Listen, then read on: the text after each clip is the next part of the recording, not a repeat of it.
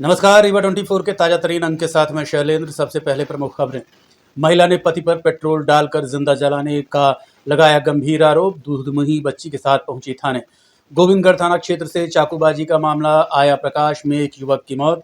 Property के विवाद को लेकर देवरानी जेठानी आमने सामने, एक दूसरे पर लगे गंभीर आरोप। आकाशीय बिजली की चपेट में आने से गंभीर रूप से झुलसी महिला। और स्वतंत्रता दिवस समारोह को लेकर तैयारियां पूरी। पहली बार राष्ट्रगीत के साथ होगा राष्ट्रगान का गायन। खबरें विस्तार से। सिविल लाइन थाना क्षेत्र में एक महिला ने अपने पति पर पेट्रोल डालकर जिंदा जलाने का गंभीर आरोप लगाया है।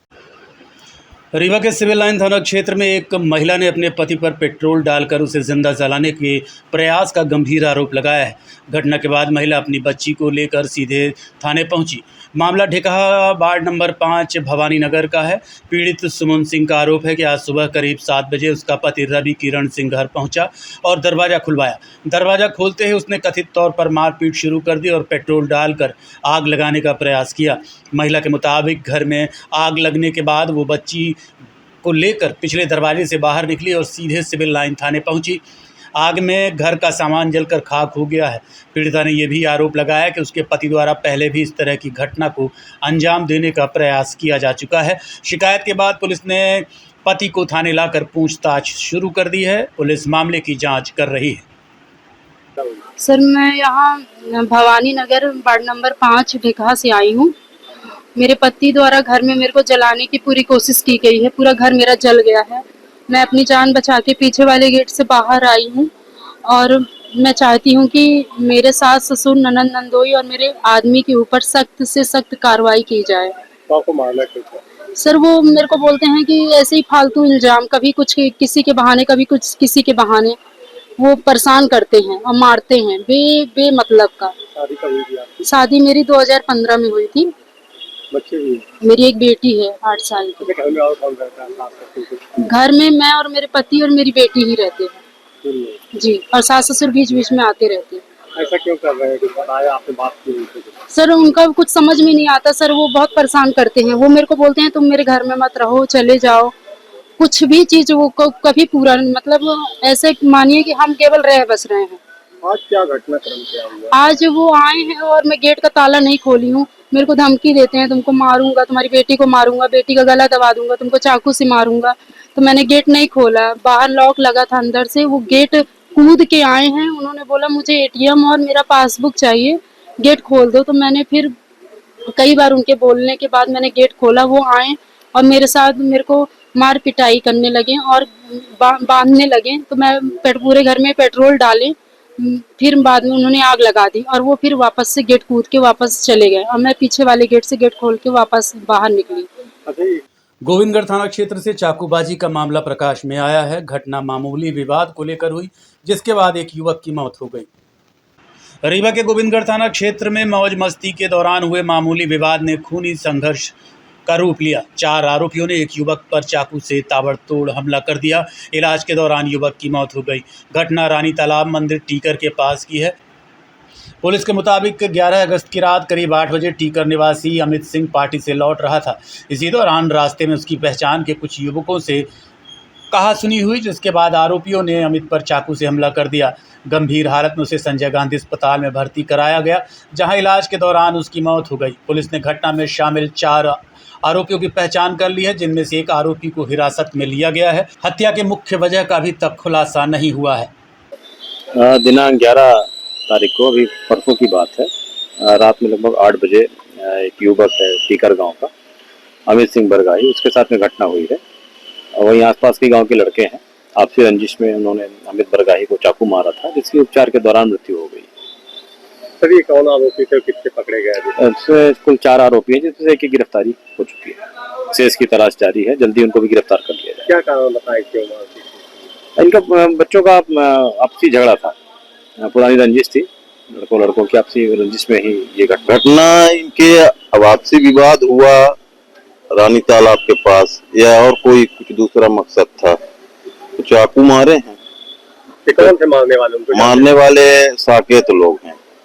जानते हैं आप उनको? जानते हैं। कितने लोग थे वो लोग? ये तो अभी 4 का स्पष्ट हुआ, लेकिन और लोग थे, 8-10 लोग के बीच में थे। अच्छा, ये काहे के लिए गए थे वहाँ? कौन? ये जो मृतक है ये काहे के लिए गए थे, क्या कहाँ से जा रहे थे, कहाँ? नहीं, ये उधर खेत भी है हाँ। हम लोग का पारिवारिक, तो वहीं गए थे साथियों के साथ। अब ये बैठे थे, ये क्या कर रहे थे ये अपने को स्पष्ट नहीं हुआ है। अच्छा, जो पकड़ा गया आरोपी है उससे क्या आपको जानकारी मिली कुछ की? नहीं, अभी हमको कोई जानकारी नहीं मिली है उससे। ये जो पकड़ा गया कौन है ये? जो पकड़ा गया साकेत ही है। पाड़ा नई बस्ती से देवरानी जेठानी के बीच विवाद सामने आया है। विवाद प्रॉपर्टी को लेकर है। रीवा में देवरानी और जेठानी के बीच प्रॉपर्टी विवाद अब और गहरा गया है। दोनों पक्षों की ओर से एक दूसरे पर गंभीर आरोप लगाए जा रहे हैं। मामला फिलहाल न्यायालय में विचाराधीन है। मामला वार्ड क्रमांक 4 पड़रा नई बस्ती खैरी स्थित दीक्षित कॉम्प्लेक्स का है। देवरानी निर्जला दीक्षित ने संपत्ति पर अपना दावा करते हुए न्यायालय की शरण ली थी। वहीं जेठानी गायत्री दीक्षित ने कोर्ट से स्टे लिया। अब गायत्री दीक्षित ने आरोप लगाया है कि संपत्ति में 4 भाइयों का हिस्सा है, जिसका पहले मौखिक बंटवारा हुआ था।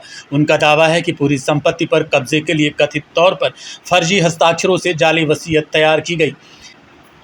गायत्री का यह भी आरोप है कि देवरानी द्वारा स्कूल संचालक और शिक्षक बच्चों को परेशान किया जा रहा है। दीक्षित कॉम्प्लेक्स में संचालित स्कूल में करीब 250 बच्चे पढ़ते हैं और स्कूल संचालक के साथ बाकायदा एग्रीमेंट होने के दावा किया गया है। दोनों पक्षों के दावे न्यायालय में विचाराधीन हैं। अभी तक किसी आरोप की न्यायिक पुष्टि नहीं हुई और अंतिम फैसला अदालत को करना है। ये पड़रा में मेरा मकान है, नई बस्ती में, वार्ड नंबर 4 में। निर्जला दीक्षित बोल रही हूँ। ये दीक्षित कॉम्प्लेक्स में ये 2023 से स्कूल जो चल रहा है रमेश द्विवेदी का, तो वो मतलब हमने उनको बोला कि ये मेरे नाम बिल्डिंग है, आप ना चलाइए, अगर आपको चलाना तो हम एग्रीमेंट करेंगे तो चलाइए। लेकिन नहीं माना, किसी और का फर्जी एग्रीमेंट बना के स्कूल चला। इसकी हमने खबर एसपी डीएसपी सभी जगह हमने मतलब कंप्लेंट किया, एप्लीकेशन दिया, बट सीएसपी ऑफिस में फिर संज्ञान लिया गया तो एफआईआर दर्ज कराई गई। लेकिन 2023 से एफआईआर दर्ज कोई कार्रवाई नहीं हुई और हम भटक रहे हैं।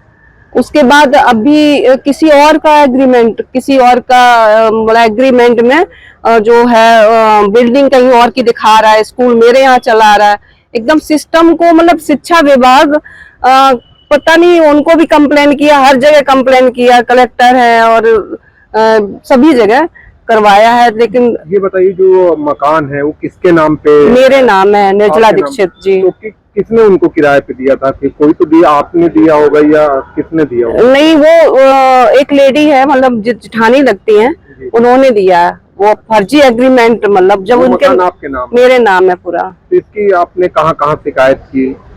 ये पहले तो एसपी डीएसपी सीएसपी ऑफिस में, फिर कलेक्ट्रेट यहाँ पर, और टेस्ट मतलब हर जगह हमने शिक्षा विभाग थाने में एफआईआर दर्ज। मेरे हिस्से की भी जमीन अपने नाम करवाई है, पर वो रजिस्ट्री उसके नाम नहीं है, फर्जी तरीके से करवाई। सब फर्जी, सास के साइन, देवर के, जेठ के, बहनों के, मतलब 7-8 लोगों के उन्होंने फर्जी साइन करे मेरे पति के भी। और कोर्ट में केस चल रहा है और यहाँ जिला कोर्ट से भी स्टे मिला था और स्कूल का भी है जो, उसमें भी हमको स्टे मिला है और हाई कोर्ट से भी स्टे मिला है। स्टे होने के बावजूद बार बार शिकायत करना, पुलिस वालों को भेजना, पुलिस वाले जब देख लेते हैं तो फिर नहीं कहते हैं नहीं आपका तो आपसी है, तो ऐसा नहीं होना चाहिए, तो फिर वो पीछे चले जाते हैं। आते हैं, बीच में आए हैं, सभी के सब लोगों ने सर्वे किया है और बिना मतलब में हमारे स्कूल वाले जिस मकान पे विवाद चल रहा है, हाँ, तो वहाँ उसका कुछ न्यायालय से कुछ स्टे वगैरह है? हाँ, क्या उसमें निर्णय आया है, क्या हुआ? नहीं, न्यायालय से है ना, हाई कोर्ट से स्टे है। हाँ, उसमें था 6 महीने में पूरा करना है, तो वही है, कभी जज बदलते हैं, कभी कुछ होता है, तो उसमें चल रहा है। अभी कल ही डेट थी और 2000 उसके पहले हमारी सास ने वो किया था, अपील की थी, सास के द्वारा ही अपील हुई थी। हाई कोर्ट का ये स्टे भी है और स्कूल का भी है स्टे।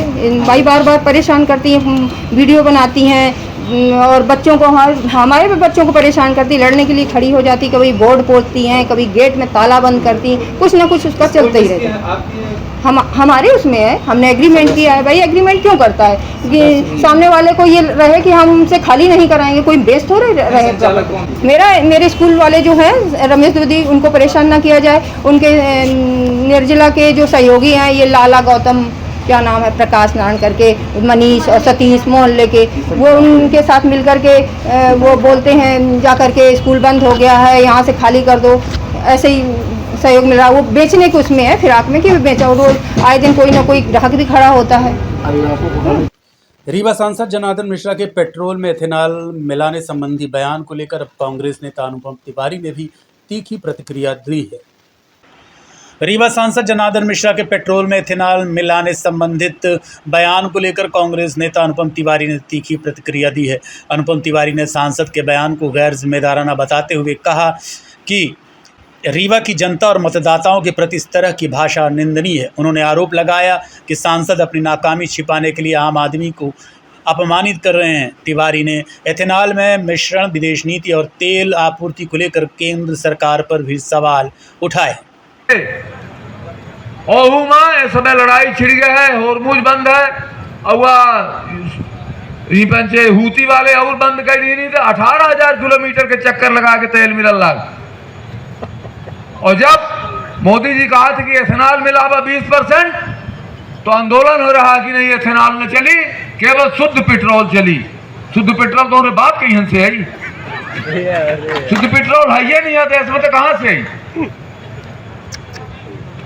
आज विरोध हो रहा है एथेनॉल के। 100% ब्राजील बनावट है एथेनॉल, पूरे ब्राजील के ये डीजल पेट्रोल गाड़ी एथेनॉल से चल रही। ऑटोमोबाइल वाले कह रहे हैं कि नहीं, हम इंजन हमारे पास है, कोनो दिक्कत नहीं है और एथेनॉल से गाड़ी चलावे वाली क्षमता है हिंदुस्तान में। हिंदुस्तान के गाड़ी एथेनॉल से चल सकती हैं। लेकिन लोग कहते नहीं एथेनॉल न बनावा, इथेनॉल न बनावा तो पेट्रोल कहां से आवे, डीजल कहां से आवे। कि जिस तरह से आपने बदजुबानी की है और अमर्यादित भाषा और शब्दों का प्रयोग किया है, ऐसा विंध्य क्षेत्र के इतिहास में, रीवा के इतिहास में किसी जनप्रतिनिधि ने जनता जनार्दन और अपने विपक्षियों के लिए कभी नहीं किया। और ये बहुत ही शर्मनाक बात है। आपने जो कहा है, तो मैं आपसे कहना चाहता हूं कि किसके बाप के यहां से नहीं, जो आपने कहा है कि कौन फादरलैंड है, इधर इजराइल आपका फादरलैंड है ना, तो उसी बाप के यहां से आपको लाके ईंधन, तेल और भारत की जनता को देना चाहिए। एक जमाना वो भी था जब राजीव गांधी जी प्रधानमंत्री हुआ करते थे और विश्व में खाड़ी संकट आज भी लोग याद करते हैं, और ईरान और इराक का युद्ध हुआ था। एक बूंद तेल की किसी को कमी नहीं हुई थी और ना ही तेल के, पेट्रोल डीजल के रेट बढ़े थे। जनार्दन मिश्रा जी, आप और आपकी सरकार अपनी नाकामी और असफलता का शर्मिंदा होने के स्थान पे आप शब्दों का प्रयोग करते हैं विपक्षियों और आम जनता के लिए। आम जनता इसका खामियाजा क्यों भुगते? क्यों? आप एक तो आप मिलावट करके पेट्रोल और डीजल दे रहे हैं और इसके बाद आप उल्टे सीधे शब्दों का इस्तेमाल आम जनता के लिए करते हैं। निश्चित रूप से आपका समय खत्म हो गया है। आपकी, मैं ज्यादा तो जानकार नहीं हूं विदेश नीति का, पर इतना जानता हूं कि पंडित जवाहरलाल नेहरू के समय से, इंदिरा जी के समय से, राजीव गांधी जी के समय में इस तरह से विदेश नीति करी गई कि हमारा सबसे अच्छा दोस्त रूस ने, सोवियत संघ गणराज्य ने, जो हमारे चाइना से युद्ध के समय खड़ा हुआ था और उसने कहा था कि हिमालय और सागर के इस पार हम खड़े हैं, अगर कोई भारत के ऊपर आंख उठाकर देखेगा तो हम 7वां बेड़ा समंदर में उतार देंगे। उस रूस और तमाम जो हमारे दोस्त पुराने रहे हैं, आपने उस विदेश नीति को छोड़ दिया और वही अमेरिका जो 62 के युद्ध में हमसे किनारा कर गया था, उसको आपने अपना मार्गदर्शक बना लिया। इस देखते रहिए Rewa 24 news, city cable network. मिलते हैं इस छोटे से ब्रेक के बाद। शर्मा की दुल्हन जब ब्याह के आई, संग रीवा ज्वेलर्स का हार ले आई। छा गया नाम शर्मा शर्मा इनका गहना, हाय रे शर्मा इनका गहना, हाय रे शर्मा इनका गहना। शर्मा ने बहन का ब्याह रचाया, रीवा ज्वेलर्स का सेट फिर से ले आया, बन गया वो मिसरा इनका गहना, हाय रे मिसरा इनका गहना, हाय रे मिसरा इनका गहना। मिसरा इनका बेटा अफसर बन गया, पत्नी के गले में आईना चमक गया, बन गया वो अप्सरा इनका गहना, हाय रे अप्सरा इनका गहना, हाय रे अप्सरा इनका गहना। शर्मा इनकी बिटिया डोली चढ़ गई, हार पे डायमंड की रोशनी जग गई, बन गया नई बहुरा इनका गहना, हाय रे बहुरा इनका गहना। रीवा से लेकर विंध्य तक छाया, हर शादी में रीवा ज्वेलर्स का नाम आया, पीढ़ी दर पीढ़ी विश्वास से जगाया, रीवा ज्वेलर्स ने हिस्सा निभाया।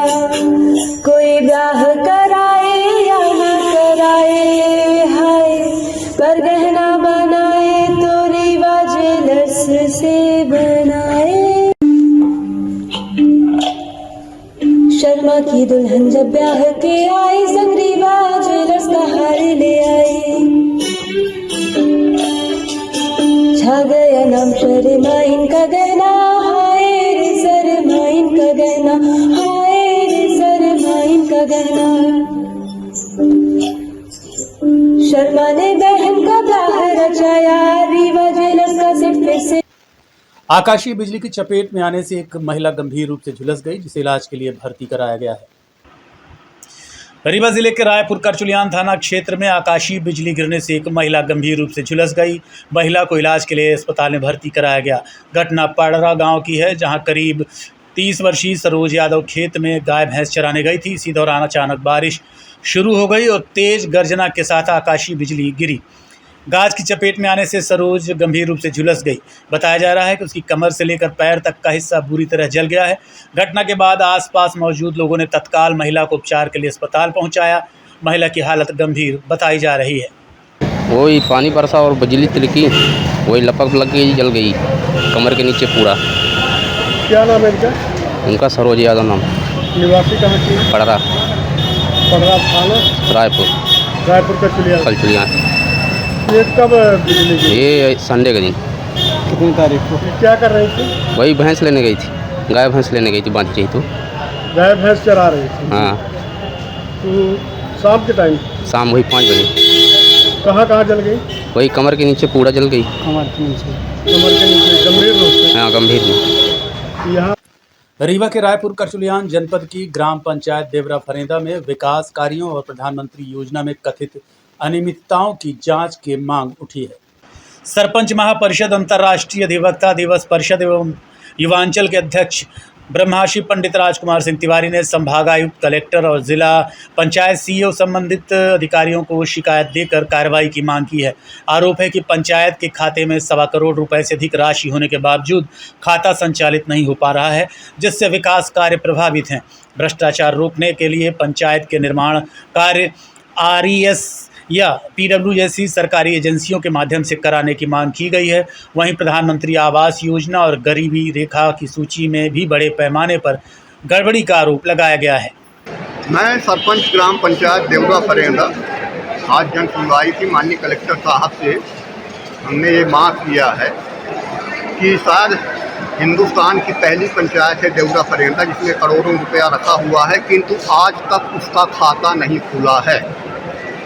तो पंचायत का विकास कार्य इसके लगाए पूरी तरह से अवरुद्ध है, ठप पड़ा हुआ है। तो माननीय कलेक्टर साहब से और माननीय कमिश्नर साहब से, माननीय जिला पंचायत सीईओ, माननीय जनपद पंचायत सीईओ साहब से हमारी मांग है, अनुरोध है कि पंचायत के खाते की जो पैसा है उसको जितना निर्माण कार्य पंचायत का है उस पैसे को सरकारी एजेंसी जैसे rural engineering service, RES, PWD इनके माध्यम से करवाया जाए ताकि विकास की गंगा प्रदेश से बहती रहे। और दूसरी चीज़ ये है कि हमारे पंचायत में अभी जो प्रधानमंत्री आवास योजना की जो लिस्ट प्रकाशित की गई है उसमें इतना भ्रष्टाचार हुआ है कि लगभग 90% से ऊपर अपात्र लोगों को आवास योजना में जोड़ा गया है, जो कि सरासर भ्रष्टाचार की पराकाष्ठा है। इसके अलावा अगर आप देखें तो गरीबी रेखा में भी ऐसे ऐसे लोगों का नाम है जिनके पास पक्के भवन हैं और कई पहिया का वाहन है, फिर भी वो खाद्यान्न ले रहे हैं, गरीबी रेखा के नाम जुड़ा हुआ है, समस्त सरकारी सुविधाओं का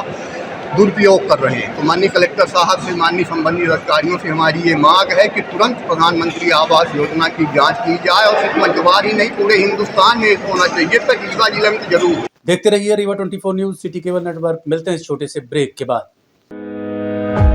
Pentium point group of institution, जो अपने अनुशासन, आधुनिक तकनीक युक्त शिक्षा गुणवत्ता हेतु जाना जाता है। इस ग्रुप के अंतर्गत कई संकायों के अनेक महाविद्यालय संचालित हैं, जिनमें मुख्यतः law college, pharmacy college, management college, art, commerce, science, biotechnology तथा कंप्यूटर साइंस महाविद्यालय संचालित है। महाविद्यालय में BBA, LLB, BCom LLB, BA LLB, LLB, LLM, B Pharma, D Pharma, MBA, BBA, BCA और अन्य प्रोफेशनल पाठ्यक्रम। तो आज ही पधारे Pentium point group of institution में। आधुनिक इंफ्रास्ट्रक्चर, सभी आउटडोर तथा इंडोर खेलों से संबंधित मैदान तथा अत्याधुनिक संसाधनों से लैस ऑडिटोरियम व सभी संकायों की आधुनिक प्रयोगशालाएं संस्था को विशेष स्थान प्रदान करती हैं। लॉ महाविद्यालय में मूट कोर्ट तथा लाइब्रेरी अत्याधुनिक है। फार्मेसी कॉलेज की समस्त लैब अत्याधुनिक मशीनों से सुसज्जित हैं। साथ ही छात्रों को कम्युनिकेशन व सॉफ्ट स्किल संबंधित कक्षाएं प्रदान की जाती हैं। पेंटियम पॉइंट महाविद्यालय की शुरुआत 2002 से संस्थापक BN त्रिपाठी जी द्वारा की गई थी। छात्रों के आने जाने के लिए साल 2010 से छात्र तथा छात्राओं हेतु निःशुल्क बस की सुविधा प्रदान की जा रही है। पेंटियम पॉइंट ग्रुप अपनी उच्च गुणवत्ता युक्त शिक्षा तथा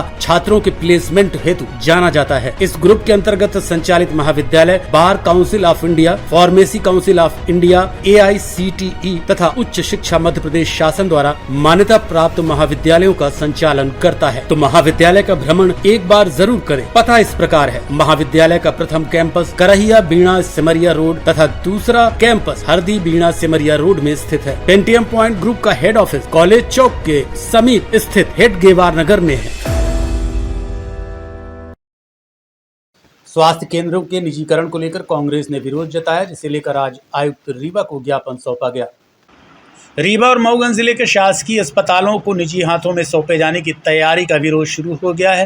कांग्रेस के राष्ट्रीय समन्वयक और उत्तर प्रदेश OBC कांग्रेस के प्रभारी कुंवर सिंह पटेल ने मुख्यमंत्री के नाम ज्ञापन सौंपकर अस्पतालों का निजीकरण रोकने की मांग की है। मैं एक सवाल पूछना चाहता हूं माननीय राजेंद्र शुक्ला साहब से कि देश की आज़ादी के वक्त भी देश के हालात अच्छे नहीं थे, इसके बाद भी शासकीय अस्पताल बनाए गए ताकि गरीब मजदूर, किसान, जो गरीब आदमी है उसको प्राथमिक स्वास्थ्य की सुविधाएं उपलब्ध हों, उसको स्वास्थ्य की सुविधाओं के लिए दूर न जाना पड़े।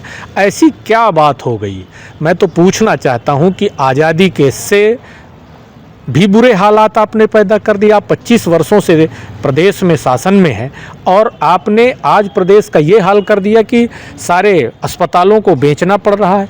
ये जो 8 अस्पताल हैं, ये रीवा ज़िले में त्योंथर का, चाक घाट का है, गंगेय का है, रायपुर करचुलियान का है, रीठी का है, गोविंदगढ़ का है और एक गंगेय का है और 2 स्वास्थ्य केंद्र मऊगंज में हनुमाना और नई घड़ी का है। तो मैं भारतीय जनता पार्टी के उन नेताओं से पूछना चाहता हूं, राजेंद्र शुक्ला साहब, आप स्वास्थ्य मंत्री हैं और स्वास्थ्य मंत्री होते हुए सबसे पहले रीवा जिले में ही अस्पतालों को बेचना शुरू करेंगे? क्या भारतीय जनता पार्टी ने घोषणा पत्र में कहा था, क्या राजेंद्र शुक्ला साहब ने जनता से कहा था कि मुझे जिताइए मैं अस्पताल बेच दूंगा? क्या आपके प्रदीप पटेल जी ने घोषणा पत्र में कहा था कि आप हमको जिताइए, हम हनुमाना का स्वास्थ्य केंद्र बेच देंगे? क्या सिद्धार्थ तिवारी जी ने चुनाव लड़ने से पहले कहा था कि चाक घाट का स्वास्थ्य केंद्र हम बेच देंगे, आप हमको जिताइए? क्या श्री नरेंद्र प्रजापति जी ने ये कहा था कि मुझको जिताइए, मैं गंगेय का स्वास्थ्य केंद्र बेच दूंगा? क्या आदरणीय नागेंद्र सिंह जी ने ये कहा था कि आप हमको जिताइए तो गोविंदगढ़, रीठी और रायपुर करचुलियान के स्वास्थ्य केंद्रों को हम बेच देंगे? आज मैं आम जनता से, रीवा मऊगंज की जनता से निवेदन करना चाहता हूँ कि यदि आज स्वास्थ्य केंद्र बिक गए और आप नहीं खड़े हुए तो जब आपकी पुश्तें आपसे पूछेंगी कि स्वास्थ्य केंद्र बिक रहा था तब आप कहाँ थे, तब आप क्या जवाब दोगे? इसलिए मैं मऊगंज और रीवा जिले की आम जनता से कहना चाहता हूँ कि इन जो विधायक हैं जहाँ जहाँ के, इनसे पूछिए कि क्या आपने घोषणा की थी, क्या आपको जिताया हमने तो आप हमारी स्वास्थ्य व्यवस्थाएं ख़त्म कर देंगे, हमारी शिक्षा व्यवस्था ख़त्म कर देंगे? इसलिए मैं कमिश्नर साहब के पास आया हूं कि जनता के गरीब आदमी मर जाएगा, जिसको 2 वक्त का खाना नहीं मिल रहा, वो स्वास्थ्य के लिए नागपुर जबलपुर नहीं जा पाएगा, रीवा नहीं आ सकता, इसलिए इन प्राथमिक स्वास्थ्य केंद्रों को न भेजा जाए। रक्षाबंधन के त्यौहार को लेकर खाद्य विभाग एक बार फिर सक्रिय हो गया है। देखिए ये रिपोर्ट। रीवा में मिलावट से मुक्ति अभियान के तहत कलेक्टर रीवा के निर्देश पर खाद्य सुरक्षा विभाग की टीम ने डेयरी प्रतिष्ठानों पर कार्रवाई की। रौसर स्थित रमपत डेयरी के कारखाने में टीम ने अचानक दबिश दी। टीम के पहुंचते ही संचालक रमापति यादव ने सदस्यों को बाहर रोक दिया और अंदर जाकर संदिग्ध मावा कारखाने के पीछे खेत में कटीली झाड़ियों में छिपा दिया। टीम को जब संदेह हुआ तो अंदर जाकर जांच की गई, जहां झाड़ियों में छिपाया गया मावा बरामद हुआ। प्रथम दृष्टया संदिग्ध पाए जाने वाले मावे को जब्त कर लिया गया। इसके साथ ही कारखाने में तैयार किए जा रहे मावा और दही के नमूने की जांच के लिए भेजे गए। वहीं खाद्य सुरक्षा विभाग की टीम ने कुठुलिया मोड़ स्थित शगुन डेयरी में भी जांच की। यहां से पनीर और मावा के नमूने जांच के लिए लिए गए। इसके अलावा नेहरू नगर स्थित बालकृष्ण डेयरी में जांच के दौरान मावा का स्टॉक मिला। संचालक संचितानंद पांडे से पूछताछ में उन्होंने बताया कि मावा उनके कारखाने में तैयार नहीं हुआ, बल्कि मानिकपुर के व्यापारी मातादीन से खरीदकर रक्षाबंधन के लिए स्टॉक किया गया है।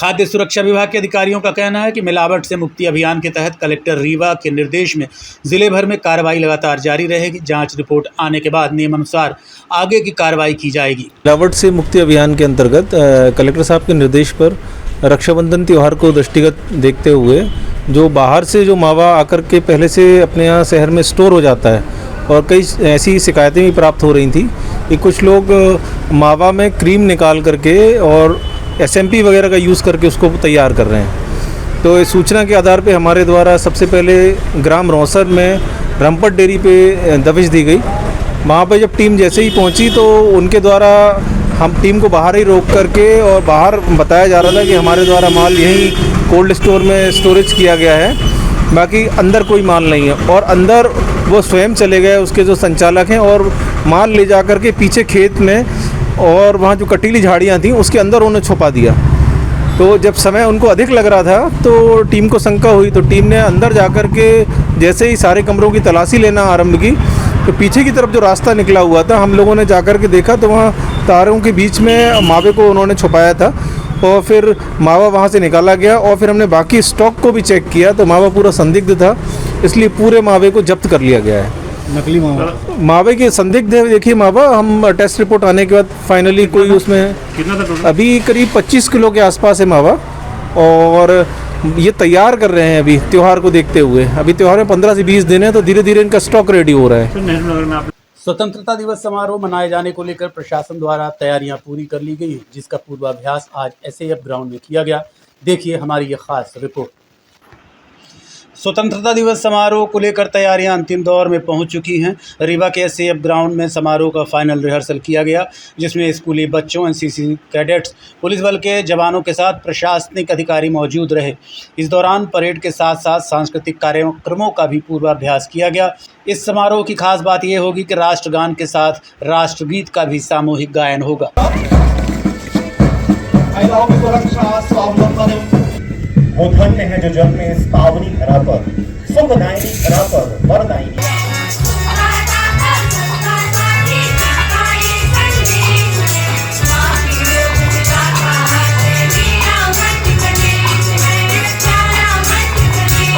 समारोह की तैयारियों को लेकर हमारी टीम ने SAF ग्राउंड पहुंचकर पूर्वाभ्यास का जायजा लिया और संबंधित अधिकारियों से बातचीत की।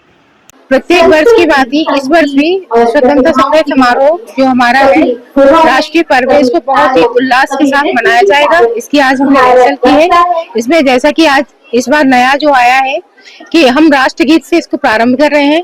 इसके बाद हमारा जो रेगुलर कार्यक्रम है जो हमेशा होते हैं, परेड, सलामी, सांस्कृतिक कार्यक्रम, ये सभी होंगे। और लास्ट में भी हम इसको राष्ट्रगीत और राष्ट्रगान के माध्यम से ही समापन करेंगे। और हमेशा की बात ही बहुत ही अच्छे से तैयारियां हुई हैं, सभी हर्षोल्लास के साथ इसको मना रहे हैं। तिरंगा यात्राएं भी हमारी लगातार चल रही हैं और इसमें पूरी गरिमा के साथ इसको मनाया जा रहा है। आज के अंक में इतना ही। देखते रहिए रीवा 24 न्यूज़। नमस्कार।